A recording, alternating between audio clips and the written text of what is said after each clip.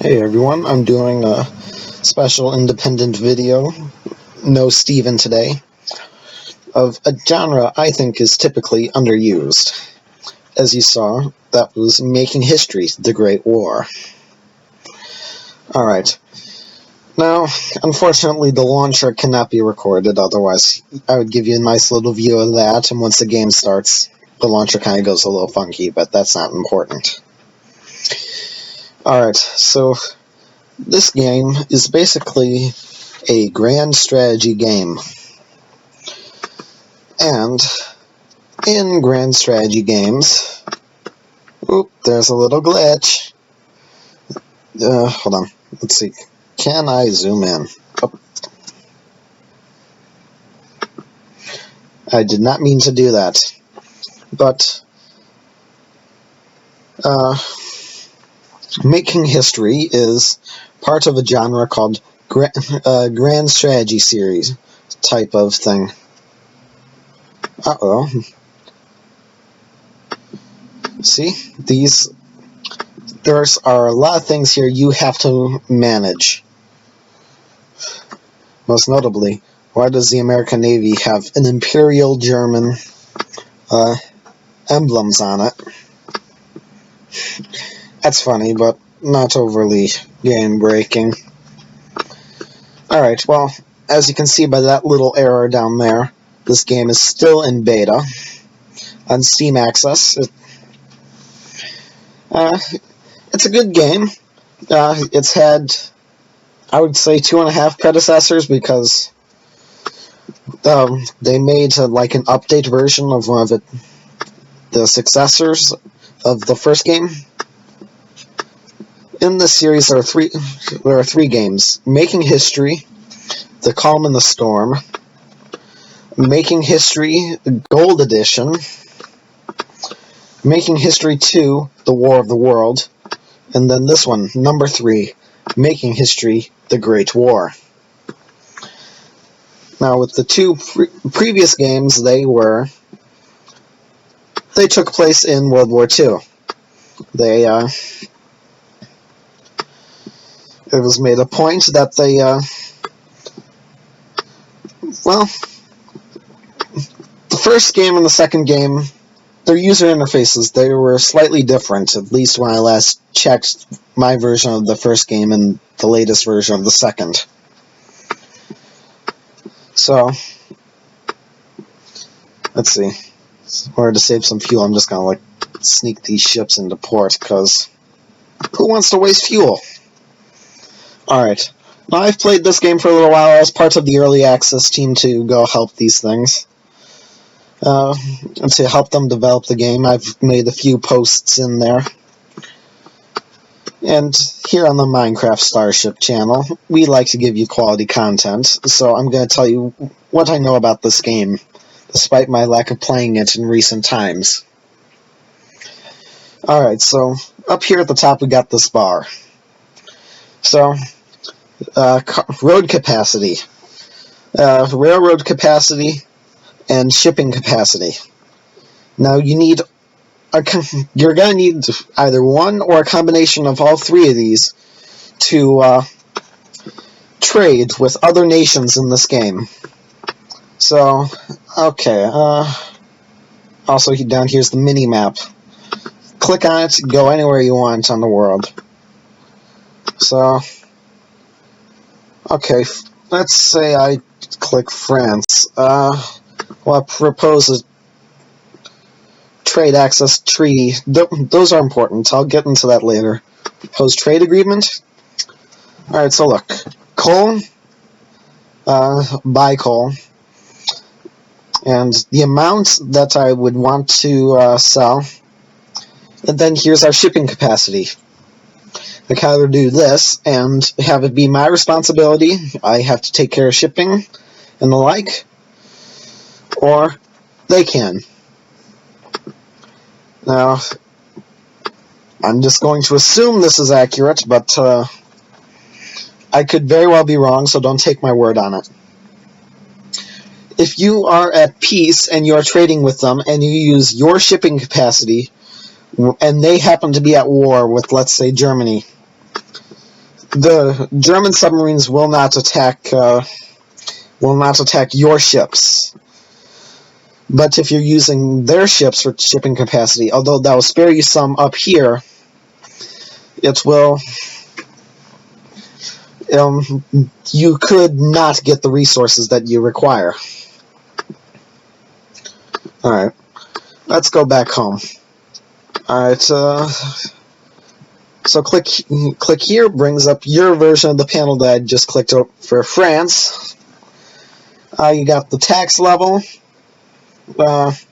education funding, social welfare, propaganda, religion, and corruption. So,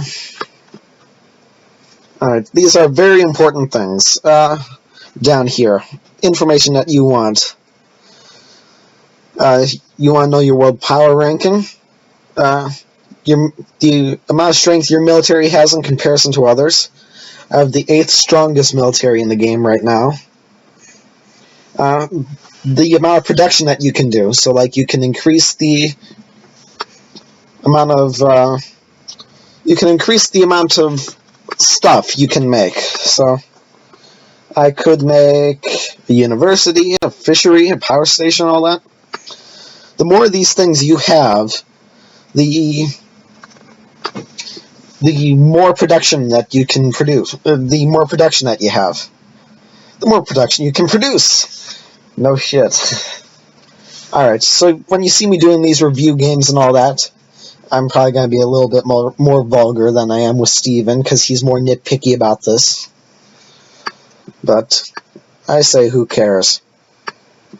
I'm pretty sure that if you're watching YouTube, you've heard this stuff by now. So, you got your shipping capacity and all that. Gas shells. So, what these are is, later in the game, after you do some research, which I'll get into later, you will have the ability to produce gas shells for your artillery to help them. So while you are in combat, you can allow them to, well, basically kill your enemy without harming you, supposedly. But there are other factors here. Let's see. Like let's say wind, 43%.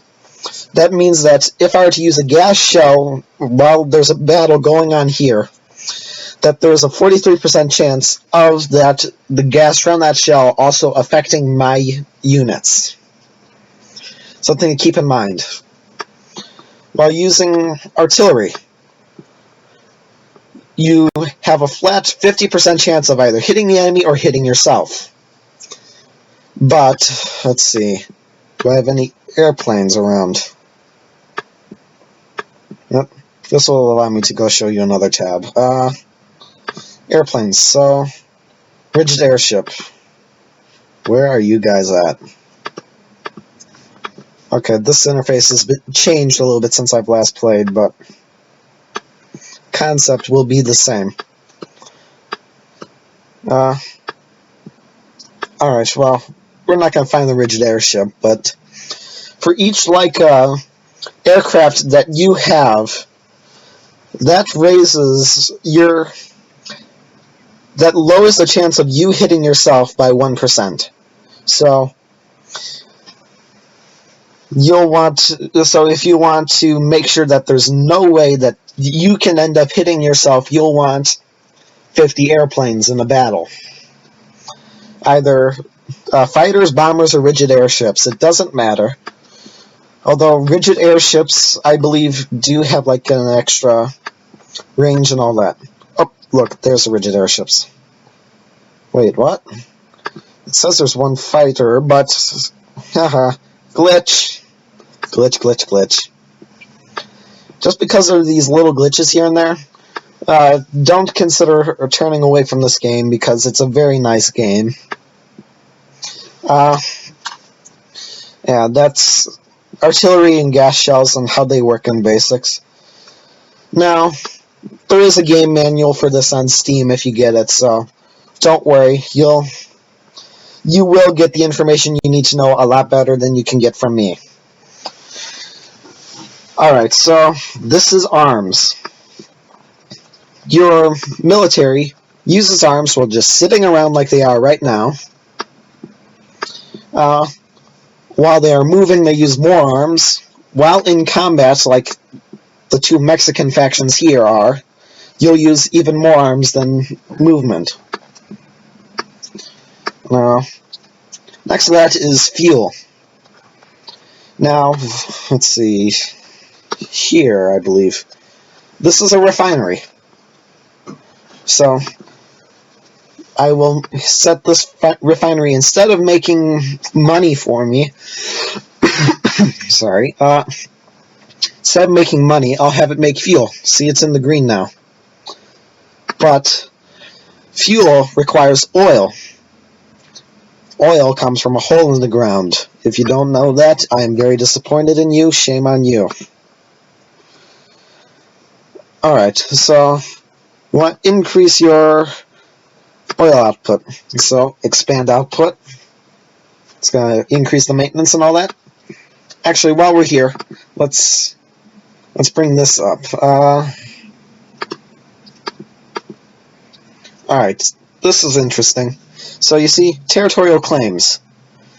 So, I have claim on Texas, Mexico has claim on Texas, and the Colorados have claim on Texas. These guys are the Colorados. They are very lovely people, they just are terrorists. But not all of them are bad. That is a lesson for you people out there. You can just figure it out yourself. And, so, basic things you need to know. Coal, use it to power early ships. Fuel, used to power like various land units and ships later. Steel, very, very important that you don't run out of any of these things, or funds. You want to try and keep all these in the positive as you can, but you also have to balance people's happiness. So, people are happy because I have a low tax rate, kinda sorta. I don't believe it, but okay. Most of the people are... This is a positive thing because my government represents a lot of people, so an extra 6%. War weariness. This one only can drive your government support down. So, you want to try and keep that low, and, well, also tax rate. Oh, never mind. This is financial. This is how much money you have. People love to have a lot of money. Tax rate. People don't like high tax rate. But if you were to like drop, let's say you happen to have a lot of production and you are able to have no taxes and fund your government, you can get like +5, maybe +10 from this. Corruption. So if I were to go, let's see.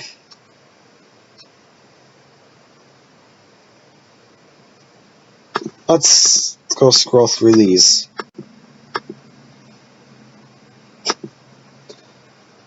So,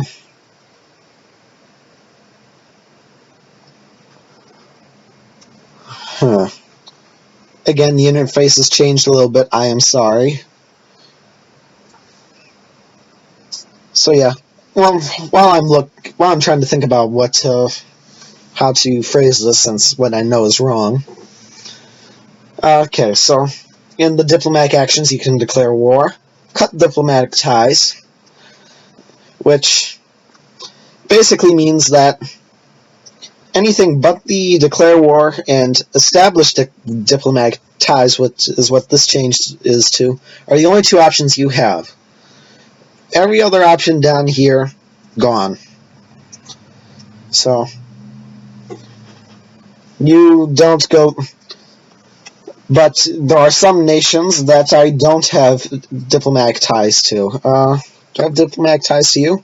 No. So, I'll propose diplomatic relations. It's accepted. Now the menu's open there. Pretty simple. For the most part, all of this is self-explanatory. You got a nice look at the polls there. So, looking back at Canada, I can request military access, so my troops can either go into Canada or they can go and hop in ports. So, full military access or port access. The difference is, full military access, land troops get to go in. Let's see. Back again. I can grant military access without them asking. That can improve diplomatic relations with them. Propose trade access. Now, in order to trade with someone, you need a route. So, Persia. I did not realize this was a country at this point in time, but I'm much more familiar with a World War II map than a World War I era map. So, oh yeah. These regions, they're divided up on a variety of factors and all that by experts who are a lot smarter than me about these things. But let's say I want to trade with, I don't know, this guy. Well, I'm in a little bit of a tough spot here. He has, let's say, he has a crap ton of oil. I need oil. But, he doesn't have any coastline. So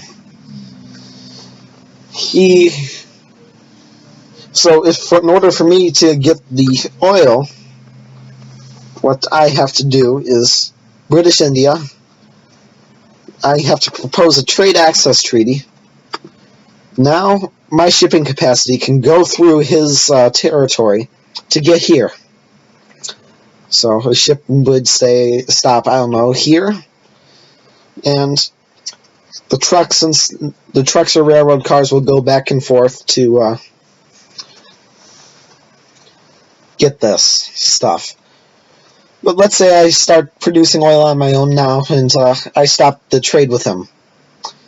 Well, this trade is using up these things. As soon as I end that trade agreement, I get them back. But the later you get into the game, the more trade capacity you're going to need. So slowly but surely you're going to want to keep increasing this. How you increase these various items. So, like a shipyard. I can increase shipping capacity here. In a shipyard, obviously. Let's see. Washington, D.C., you disappoint me. More shipyards, more shipyards. We don't care. Alright. Steel. Rail capacity, or wrought iron. So, right now these are producing this. Although wrought iron produces money. Let's see. Machine tools. These are various military units you can produce. This list will get much more extensive as the game goes on.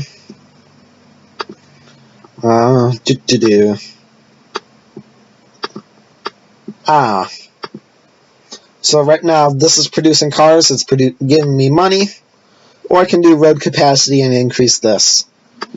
Right now I'm more focused on money for various reasons. Not sure actually, it's been quite a long time since I've played. You're seeing me play for the first time here and I'm trying to explain it. Oh yeah, right clicking will open up this menu. It's very useful. Also, right clicking also tells you can move units here, there, everywhere. These units, they're magically delicious. So yeah. This is fun, just kind of like sneaking all the ships into port. Let's see. Let's just end turn for now. So it's calculating everything I've done, which is kind of silly. Now it's calculating the moves for everyone else. So for some reason, let's go to event. To general mobilization. Alright, this brings up another interesting point. Let's see. Although, why would you bring it up to... What was it, actually? El Salvador. Okay, general mobilization. Why? Because you don't have any military to speak of. Oh, look, yay, I got an army dude down here, another one down here. Panama Canal zone is not complete yet, so... Nothing really interesting down there. But let's let's talk about general mobilization. So, let's say, right now, these troops are not ready to fight a war. Let's say I wanted to break this up down here. I had my own things I wanted to do. Well, right now, my troops would not be ready. So what I would do is go in the window, get to slowly go up to medium readiness, then eventually go to partial mobilization or general mobilization. You can just jump all the way to general mobilization, but that will get people's attention. Also, you want to keep it low, because, there's only so many units you can support now, at this point, with low readiness. This is how many I currently have. But the higher readiness, it costs a lot more. So, unless you have a lot of cash to burn, you don't do that. Also, this also shows how fast your units will get resupplied. Let's see. Maintenance costs, okay. Wasn't sure what that was. But if you declare war on someone, this will automatically jump to general mobilization. Now, there are many factors into diplomacy. There's ideology, but the way this would work is most diplomacy is going to be like, what can you do for me? So, very interesting stuff. And, you got various things like Puerto Rico, these various territories and colonies. So, United States, Alaska Territory, Hawaii, American Pacific Territories, Philippines,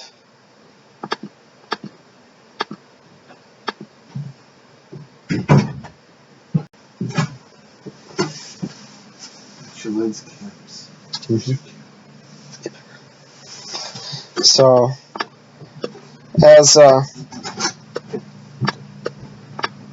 as these various things go on, you have to do micromanaging, because eventually, like how I was having this place expand output, it's eventually going to reach a max.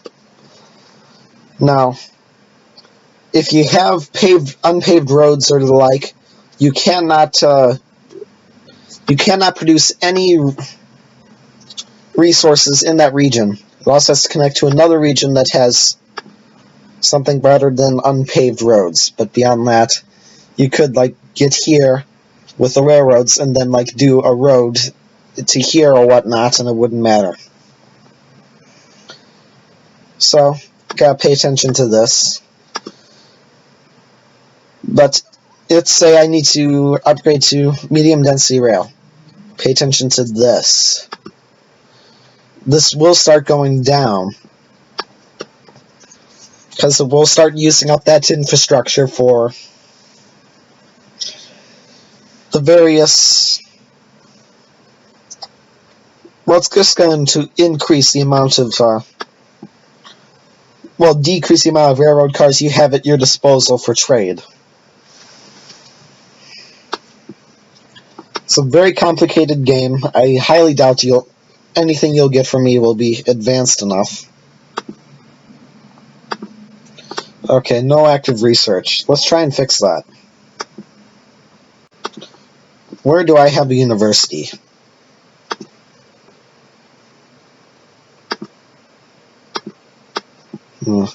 Also, I should probably start telling these places to build things. Okay. Factories. City infrastructure. City status. Options for requirements. University. Encyclopedia. Ooh, actually, that's a good point. Encyclopedia. This is a very useful tool. This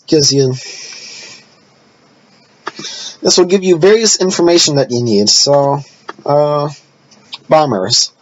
This will give you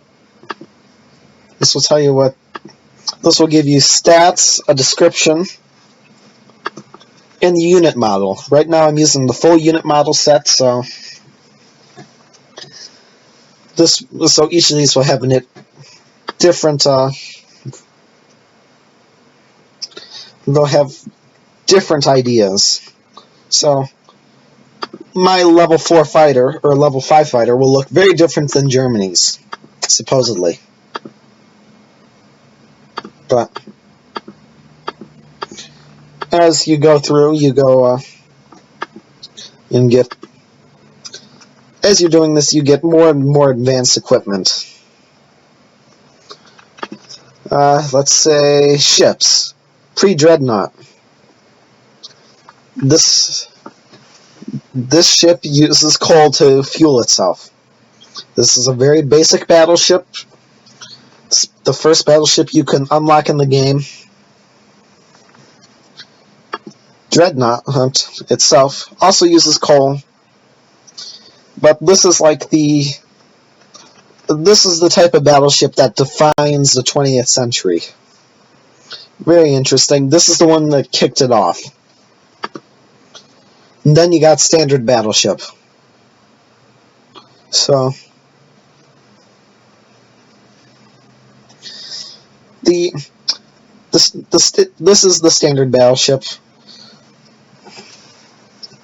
So I believe this will be like your... Actually, in the two previous Making History games, you start here, then you upgrade to this one, and then you go off and beyond to like other various things like basic battleships, improved battleship, and then advanced battleship, things like that. It goes on from this point. So, aircraft carriers, pretty basic. Kind of simple to understand. Coal-based cruisers, merchant raiders. Well,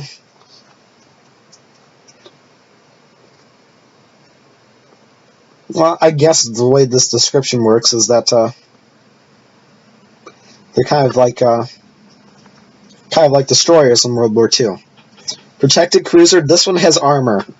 This one is just basically a cruise ship that you go and intercept people's trade. This one's armored, it's got some guns, very nice stuff. This is when you're starting to see what cruisers actually look like of the 20th century. Oops, I did not mean to do that.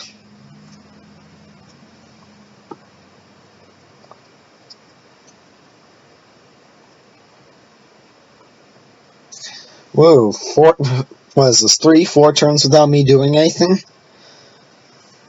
Well, I'm basically behind.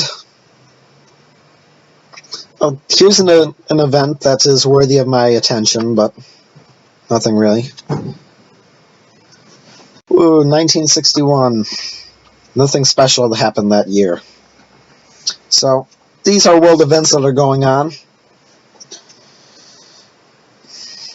I'm surprised that it's taken you this long.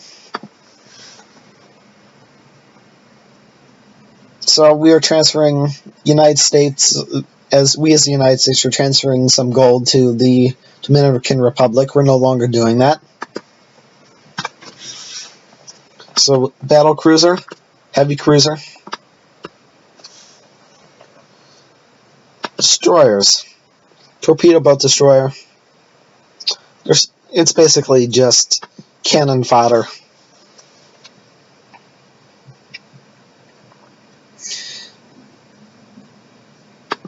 Gunboats. Actually, I'm not familiar with these. Oh, these are monitors, basically.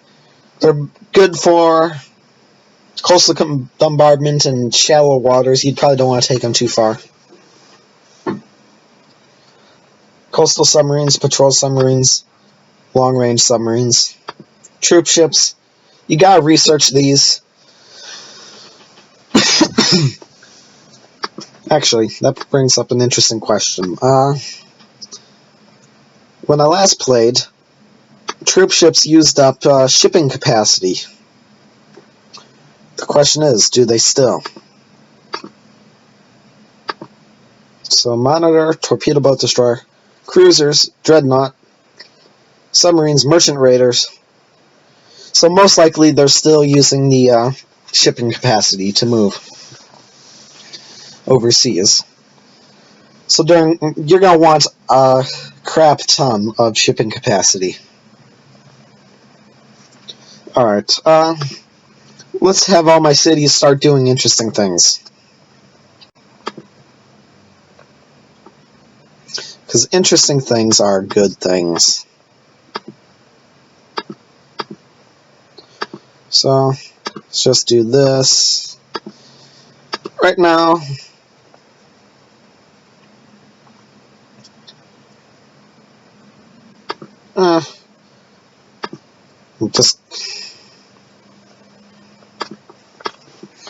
I'm basically just trying to increase my manufacturing infrastructure so that way I can eventually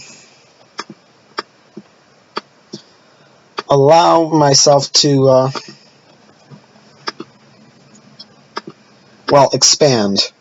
These cities, they can do various things, and so I'm basically just telling them to do random stuff at this point. I'm not even looking. But you want things like universities, distilleries. Actually, you want universities a lot very early in the game because that can give you a technology edge. So I'm going to look for the universities and research centers. Oh yeah, that reminds me. I should probably teach you how to do research. Machine age. Let's move you up. So now all my universities are like, alright, we're going to figure out how are you going to... Actually, what did I set? So how are we going to fight in the mountains? So, now everyone's going to solve that problem.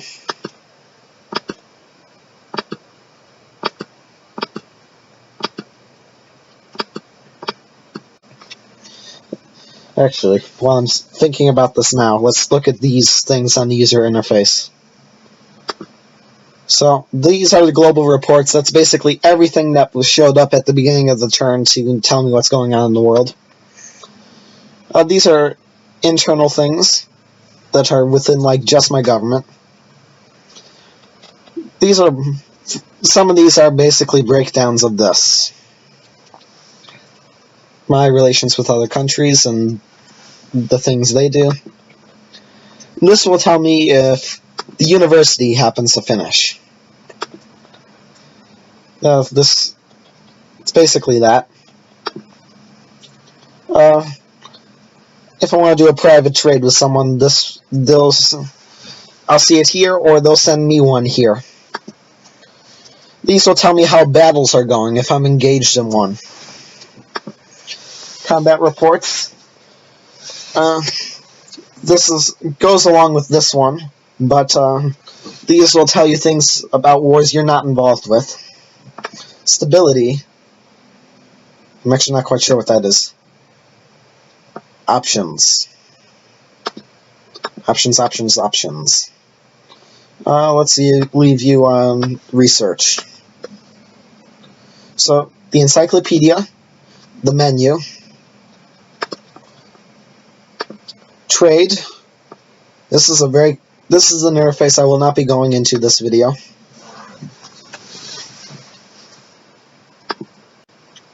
This is the research tech tree. So, finish mountain warfare, I'll have finished early industrialization. Then we're into the machine age, where we'll have these lovely, lovely things.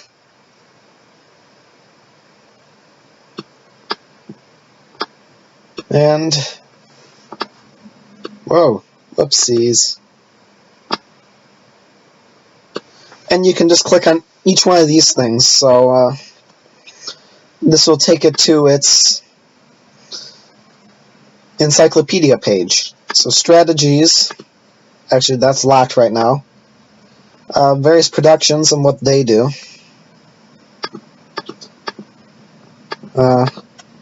Region infrastructure, resource infrastructure, special buildings, military units that we were looking at earlier. Let's see, production. This will give me a view of all my cities and what they are doing.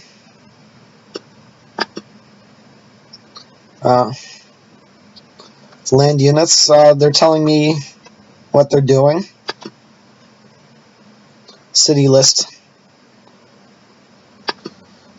So, this will tell me what the cities are producing. This will tell me the factories in that city are and what they're set to do. And this will tell me the regions and what their resources they are producing. Let's see.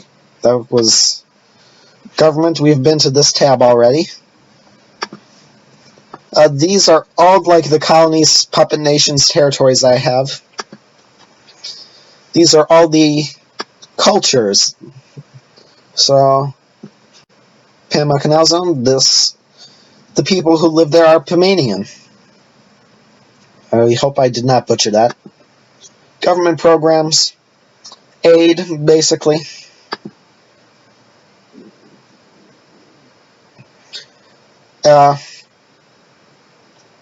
This is telling me whether or not I'm making or losing these materials. Actually, metals is an issue now, so let's go open this. Let's have it start expanding. So this is how much it's producing. This is how much more it can produce at this level of industry. So, very important stuff. Let's not waste the money on the coal.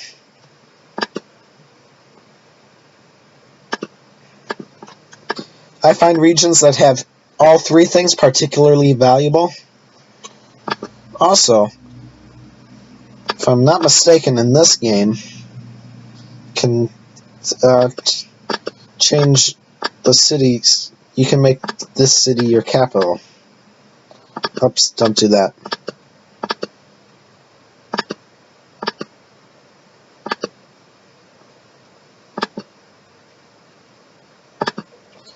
So, Relocate Capital. It's a very nice little trick, because if the Germans were to invade and they take Maryland, or Potomac, because they decided to break this down into two different regions, if they decide to take the Potomac, what will happen is the capital will move to the next largest city, which, even though New York's bigger than this one, it will move to New York. And it will just keep moving. But let's say you start winning the war, you get DC back, you get New York, you get your East Coast back. Well, if you're anything like me, I want my capital to go back to DC. In previous games you couldn't do this, what I'm aware of. And, well, now you can move your capital back to DC. Capital is the flag, people. Don't be a dumb one. Let's see. Metals. Alright. I still don't understand why New Jersey can have the medium density rail infrastructure but can only produce 3. I'm guessing that's just due to size.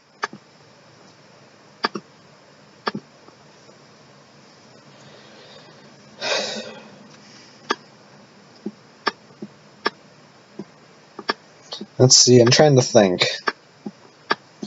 Also, you're going to want to take a look at your colonies and territories, or whatever you want they call them. Let's have it build a hospital. Actually, let's bring on to the... that brings us to another point. Manpower production units. Doing all these projects will use some of them. The ones that are left are producing food. But you'll also use them to create military units. Things like here and here, I believe, require skilled manpower units.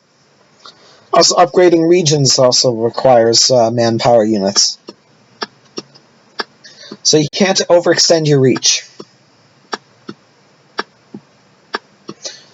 Overextending is bad. It creates a backlog, and you don't have any choice over what it is. It's basically a waiting list of what costs the least amount of units, manpower units to produce, to what costs the most. And when you start using them all up, your food starts going down. You don't want that. You don't need that. That causes revolutions. That's just a whole bundle of goodies. It's not a bundle of goodies. Let's see, so, like, I'll go to Hawaii, tell it to go do something as well. Do something interesting. Create food. Oh, that is Hawaii on the map there. Kind of like, look around. American Pacific Territories.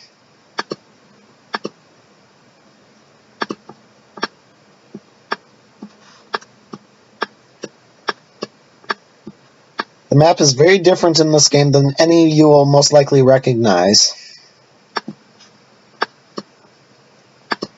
So let's have the Philippines go do interesting things. Paved roads. They're going to need the resources soon, so let's just start dealing with this shenanigans first.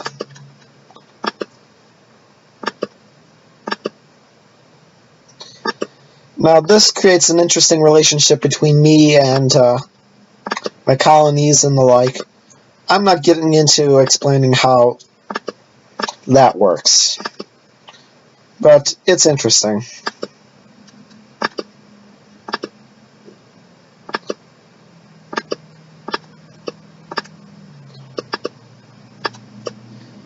Well, guys, I'm going to leave this video off here. I will come back to this later, eventually. My throat's getting a little sore, so I might as well just take a break. So, this is Making History the Great War. Guys, check it out. I'll be doing long plays of this. I'll be explaining where I'm doing a little bit too much, but for the most part, it's just going to be either you guys can put on your music, or I'll just kind of like leave some background noise in the video. This is an interesting game. It's a fun game for me. A lot more fun than Minecraft, but don't tell Steven. Shh, shh, shh, shh, shh. Steven, I know you subscribed to me, so don't watch this video. I'm going to move this part to the beginning of the video. No, I'm not. I'm just going to put up a disclaimer. Actually, I'm not even going to do that. Steven can watch all he likes. So yeah. making history the Great War. Batman. It's an interesting game. Don't get me wrong. There are victory conditions, there are losing conditions. So, and there are consequences for your actions. You create a shit ton of debt, countries will go to war with you, you'll have revolutions. You tax too much to get out of that debt, you'll have revolutions. You don't keep the people happy, you'll have revolutions.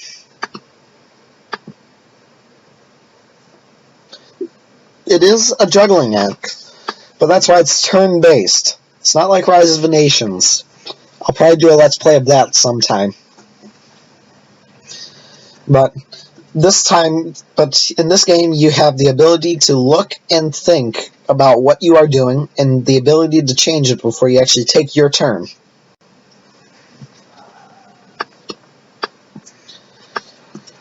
Let's see. So,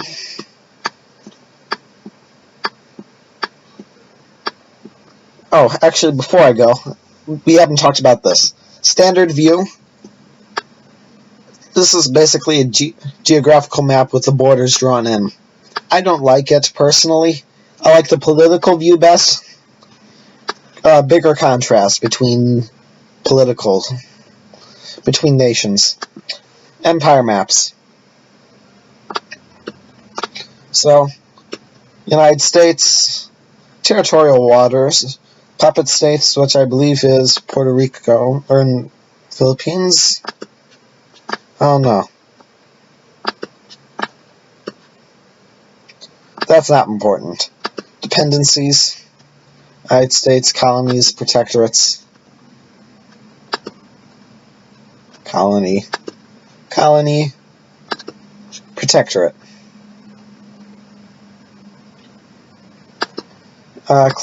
Claimed regions.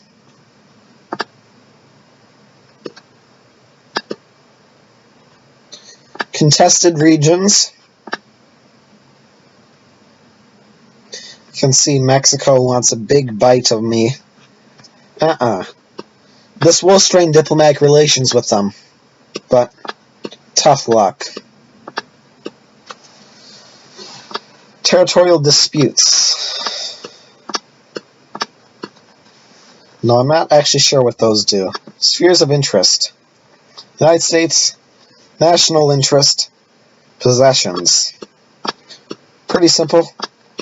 I control this. This is my country. There is some potential interest for me doing something in these countries. Demographics. Look, these guys are all Americans. Let's spread freedom dust on Iraq. Actually, no. Don't hit unsubscribe now. It's a joke. I will do lots of inappropriate jokes. I'll try to slam all the political parties as best I can. Cultural. So, Southern, Anglo-Celtic. Yeah. Anglo-Celtic is the official culture of the United States here, kinda sorta. For the game anyways. It's okay if you're Southern, you're people too. Ethnicity, Anglo-American, Black American. Alright. That's pretty simplistic, I think, but okay. I'll agree with you. Religion. State religion, Protestant, but Catholicism. Woo. Home sweet home, boy. Home sweet home. Oh, look, it's the Mormons. But yeah, the majority of the country's Protestant in some way, shape, or form. Civilization. So, Western. Actually, I'm not going to go into all these, because it doesn't benefit me that much. Revolt risk. So, none of these are in any immediate most likely no one's going to revolt here. It says none. You can take a look at this all you want. Unrest.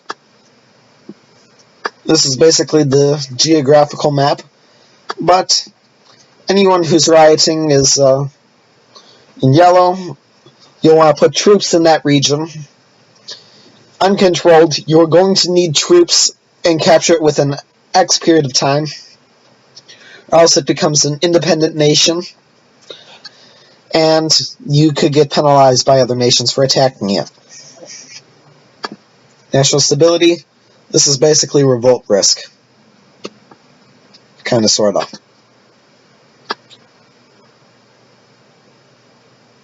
And my relations with other countries, influence, war map, not really relevant right now.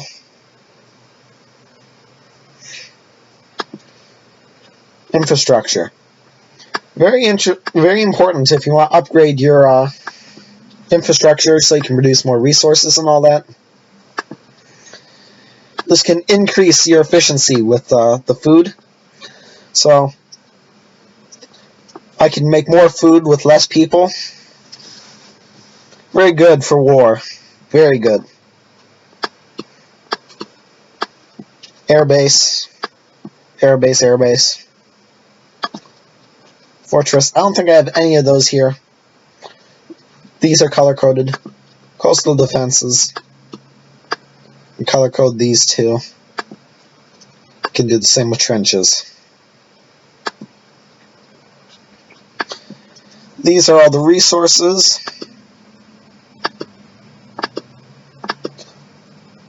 Not very interesting. Atlas. These will categorize the type of region here. Each one of these will have a various effects on movement and combat for troops. Oh, this breaks up regions. The American South, Ohio Valley, New England, Plains, Southwest, the Great Lakes, more Southwest, Northern Plains, Pacific Northwest, Klondike, sea regions,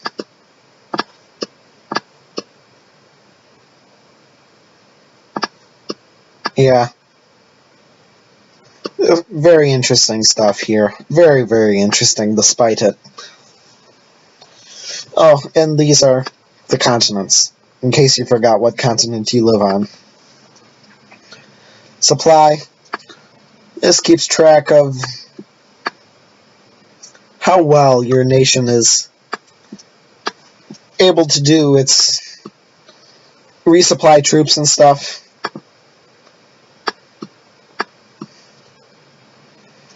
And, hold on. These are,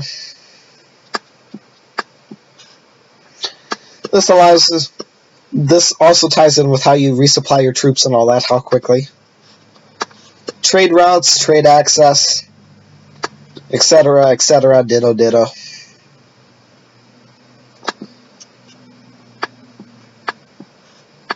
These are region value points.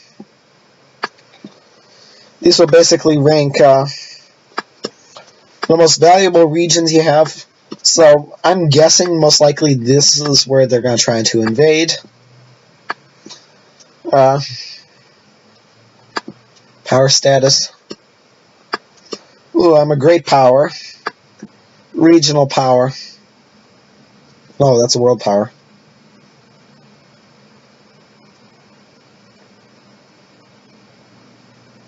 So yeah, take a look at that.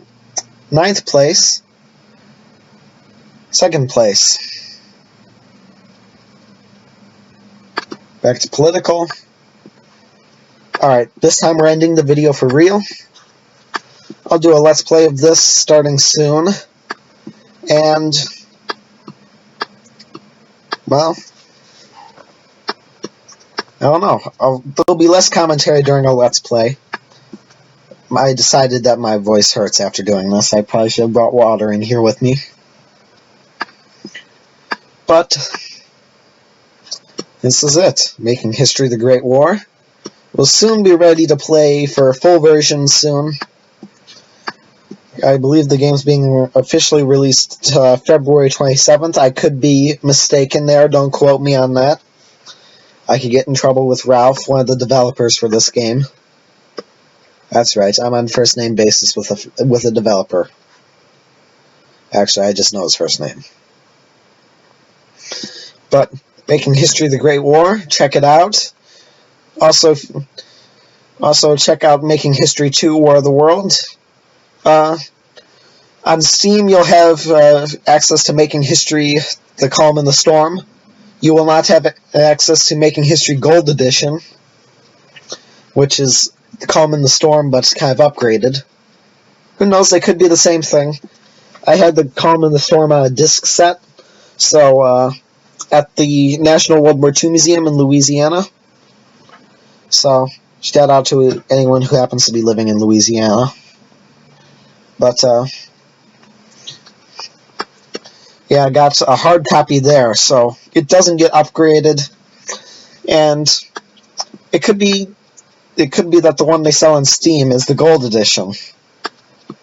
Who knows? I don't know. So check them out. Woo, frame rate lag, but you don't need that because this isn't Minecraft. This isn't any action sequence. So, I believe this is me signing off. Time to bounce like a baby thrown at a brick wall. Brick wall. Haha. Very funny. I'm amused with myself. It's a very fun game despite all the lectures. It's complicated. It's fun. Believe me, I have played this. One time I once went 16 hours just playing this non-stop once, like last October was the last time I played this. So, have fun with it. Also, I'm going to leave the intro to this title in, I'm going to leave a link to this in one of AVAC's videos. It's some random guy I don't personally know. I like his videos. I'm gonna be covering some of the same stuff as him, so it may be a similar model. But I'll leave this link in the comment section. Maybe we'll look at it. If he leaves a like, well, praise the tuba Jesus. That's an inside joke. Don't question it. So praise Jesus, whatnot, yada yada yada. Hopefully you don't. I hope you. Normally it's a YouTuber who requires a thick skin. I hope you guys have a thick skin, because that's gonna be there's gonna be lots of poking. Signing off.